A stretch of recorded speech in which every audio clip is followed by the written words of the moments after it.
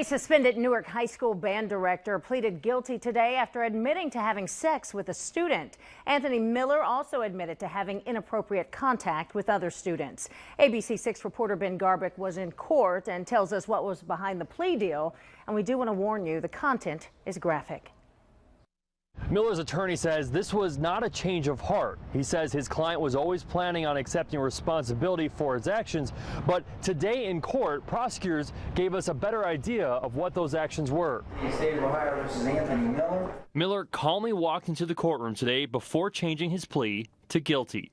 He's facing 13 charges of inappropriate sexual contact with 3 high school students. The prosecutor says the former assistant band director had a nearly year-long affair in which he had sex with a student 5 times, both at his home and her parents' house.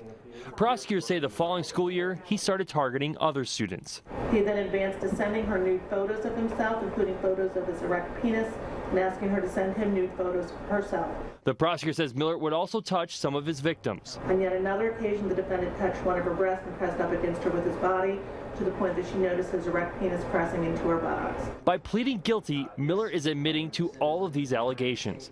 He has not been sentenced yet, but he faces a maximum of more than 30 years in prison. After Miller's hearing, his attorney told us pleading guilty is the first step toward accepting responsibility for his actions. There's always a desire to quickly incarcerate people, kind of forget about them, but there's always another side to the story. He says he hopes Miller's side will come out during sentencing.